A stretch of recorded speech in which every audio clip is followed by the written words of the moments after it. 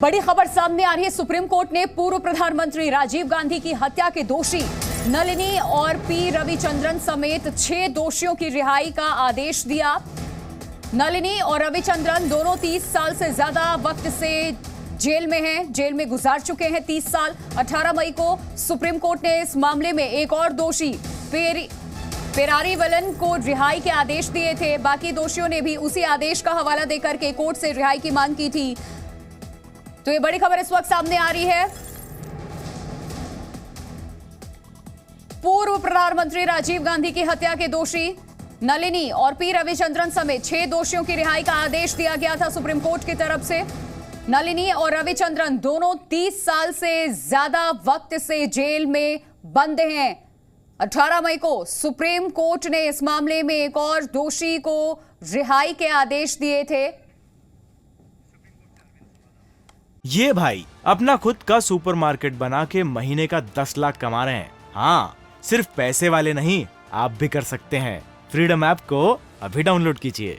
जी media संवाददाता Arvind supreme court के बाहर से इस वक्त हमारे साथ जुड़ चुके हैं, सीधे उनका रुख करते हैं। अरविंद, और क्या कुछ आपके पास डिटेल्स? देखिए, 17 मई का सुप्रीम कोर्ट का एक आदेश था जिसमें सुप्रीम कोर्ट ने पेरारीवलन की रिहाई का आदेश दिया था और उसी आदेश का हवाला देते हुए इन तमाम दोषियों ने सुप्रीम कोर्ट से राहत की मांग की थी और जेल से जल्द रिहाई की मांग की थी। आज सुप्रीम कोर्ट ने कहा कि ये तमाम जो दोषी हैं वो 30 साल से ज़्यादा का वक्त जेल में गुजार चुके हैं। जेल में इनका व्यवहार अच्छा रहा है और पेरारीवलन को लेकर के जो आदेश दिया गया था वो यहाँ पर भी लागू होता है। पेरारीवलन के मामले में सुप्रीम कोर्ट ने ये कहा था कि अगर राज्य कैबिनेट सिफारिश करती है किसी दोषी की रिहाई को लेकर के, तो राज्य के गवर्नर उसे मानने के लिए बाध्य हैं। तो सुप्रीम कोर्ट ने ये कहा कि इस वाले मामले में भले ही गवर्नर की तरफ से कोई फैसला नहीं लिया गया हो, राज्य कैबिनेट की तरफ से जो सिफारिश भेजी गई थी कि इन तमाम दोषियों की भी रिहाई कर दी जाए, लेकिन राज्य गवर्नर बाध्य हैं, इसलिए कोर्ट अपनी तरफ से रिहाई का आदेश दे रहा है। तो 3-4 जो महत्वपूर्ण फैक्टर बने हैं इस मामले में रिहाई के लिए। पहला ये कि पेरारीवलन का जो आदेश था उसको माना कि सुप्रीम कोर्ट ने इस मामले में भी लागू होता है। जेल में व्यवहार अच्छा रहा है, 30 साल से ज्यादा का वक्त जेल में गुजार चुके हैं और चूंकि स्टेट कैबिनेट सिफारिश भेज चुका है तो गवर्नर को फैसला ले लेना चाहिए था, जो नहीं लिया, सुप्रीम कोर्ट ने माना है। देखिए, पूर्व प्रधानमंत्री के ये हत्यारे हैं, हत्या का आरोप इनके ऊपर, 30 साल से भी ज्यादा जेल में बंद रहे हैं। लेकिन कौन कौन से वो इंपॉर्टेंट पॉइंट्स हैं? आपने बताया है कि इनका अच्छा व्यवहार, इसके अलावा भी जिसकी वजह से आप देखिए पहले फांसी, फिर उम्र कैद और अब रिहाई। देखिए, बिल्कुल राज्य कैबिनेट की तरफ से एक सिफारिश भेजी गई थी गवर्नर को और अगर इस तरह के मामलों में सरकार के पास अख्तियार रहता है कि अगर उम्र कैद की सजा हुई है तो उनकी प्री मैच्योर रिहाई का आदेश दिया जा सकता है। और सरकार की तरफ से सिफारिश भेजी गई थी गवर्नर को, जिस पर गवर्नर ने कोई फैसला नहीं लिया था।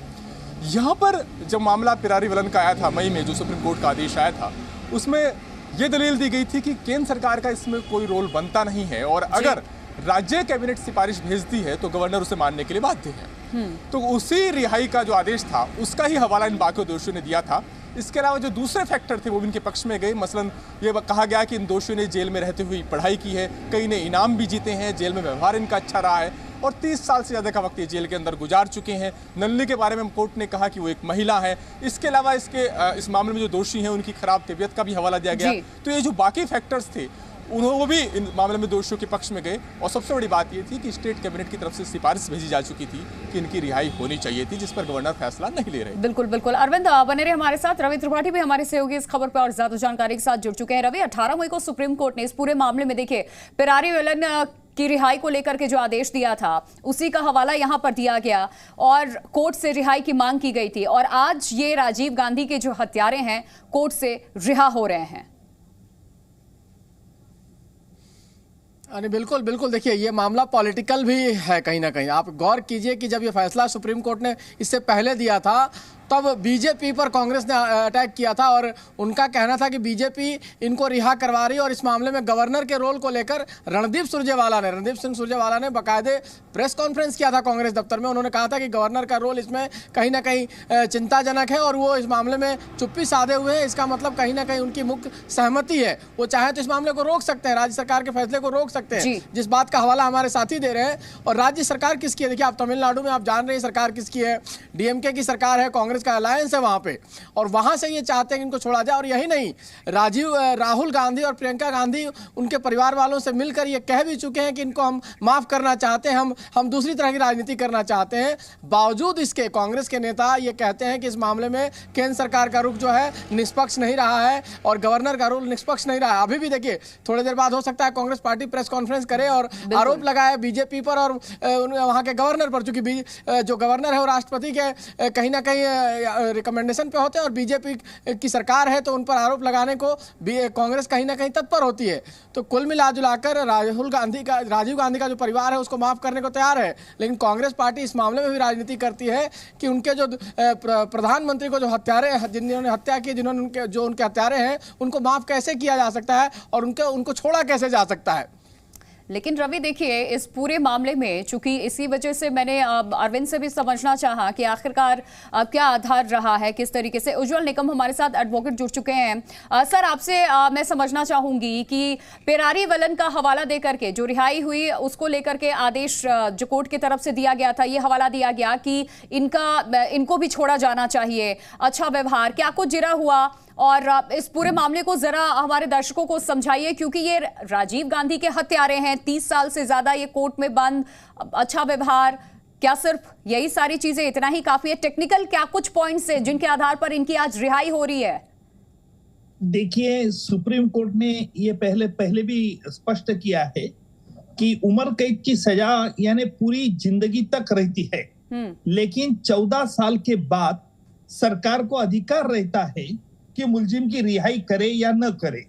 अगर 14 साल के बाद अगर सरकार को संबंधी जो गवर्नमेंट है उसे लगता है कि ये मुलजिम की बर्ताव जेल में अच्छी थी, वो काफी सुधार गए हैं, तो शायद मुझे लगता है कि उसी तरह का सरकार का अधिकार ले सकता है। जहां तक इस राजीव गांधी के मामले में हुआ था, एक पूरी साजिश के तौर पर हमारे देश के प्राइम मिनिस्टर को उन्होंने मारा था, और ये प्राइम मिनिस्टर को मारने का मकसद यानी वो waging war against the government of India, ऐसा मैं मानता हूं, क्योंकि प्राइम मिनिस्टर सिर्फ राजीव गांधी नहीं लेकिन देश के प्राइम मिनिस्टर थे। लेकिन पहले भी कुछ लोगों को संबंधित गवर्नमेंट ने उनको छोड़ दिया था, इसीलिए उस पैरिटी के आधार पर आज ये बाकी के अभियुक्तों की भी की रिहाई की गई है।